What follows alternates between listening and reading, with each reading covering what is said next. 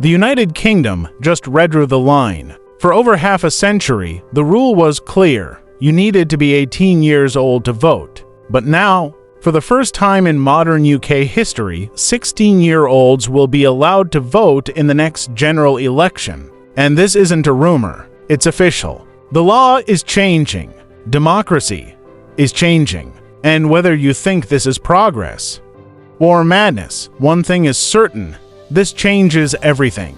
It affects the elections, campaigns, education, policy, even the way we think about age, maturity, and power. But here's the deeper question no one is asking. Why now? Because this isn't just about young people. It's about control. It's about survival. It's about political advantage. And the truth is far more complex than most headlines suggest. Let's begin. We take voting for granted. It feels natural, obvious, almost boring.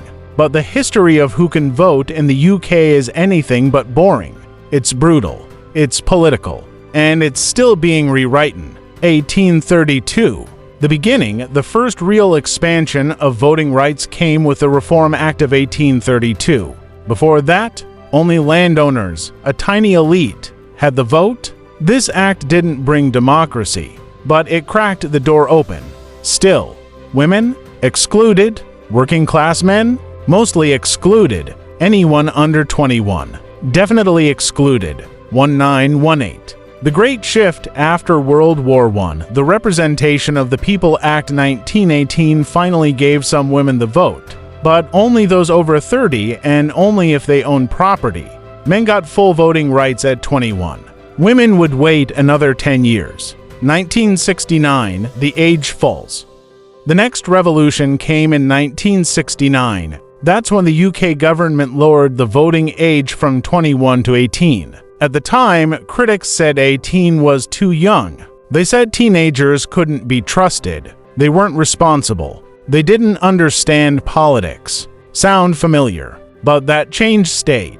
And for over 50 years, 18 was the minimum age to help decide the fate of the nation. Until now. So why is the UK allowing the voting age now? In 2025, is it morality? Justice? A new wave of democracy?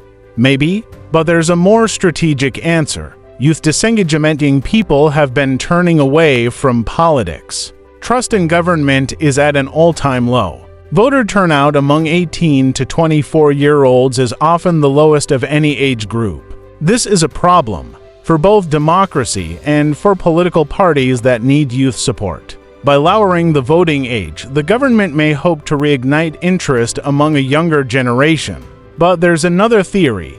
Electoral math: 16 and 17-year-olds make up 1.5 million new voters. That's not a small number. In tight elections, that could swing dozens of seats. And political strategists know something else. Young voters tend to lean progressive. They're more open to change, more concerned about climate, social justice, and education, and less likely to support hard right policies.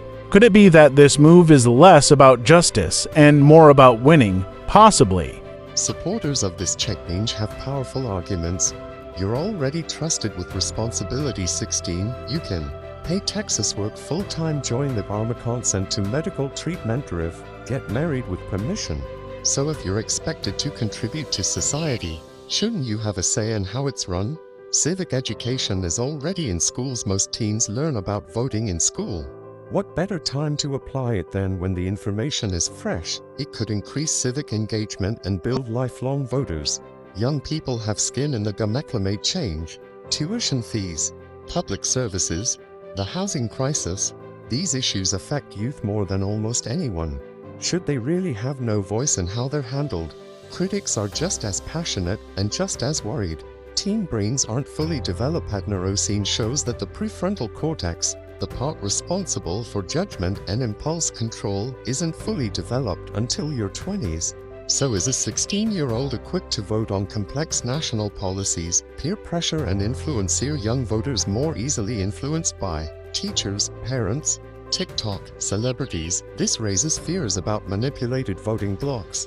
Too emotional, not rational. Critics argue teens may vote based on feelings, not facts, on idealism, not pragmatism. Of course, many adults do the same, but the concern is that 16 to 17 is too soon for a decision this important. Science doesn't offer a clear yes or no. The brain develops gradually. Decision-making improves with practice, not just age. Some researchers argue that greater than 16-year-olds may lack life experience, but they're not intellectually incapable.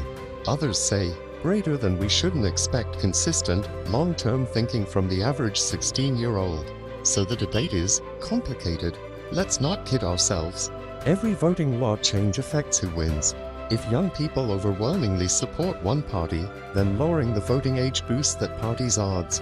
In recent years, Labour has courted young voters aggressively constantly skew older and more traditional. So the question becomes, greater than is this change about democracy? Or strategy, or both? The UK isn't the first. Scotland, 16-year-olds voted in the 2014 referendum. Austria, voting age lowered to 16 in 2007. Argentina, 16-year-olds can vote in national elections. Germany, now lowering voting age for federal elections, and in most cases, turnout was strong. Youth engagement rose, and politics started paying attention to younger voices. Behind the headlines, behind the speeches, behind the press releases, is a deeper motive: survival. Political parties know they're losing legitimacy. Youth alienation is a threat. Democracy is fragile. Bringing 16-year-olds into the system may be a way to stabilize a weakening democracy. Or, it may be a way to rig the game. Only time will tell.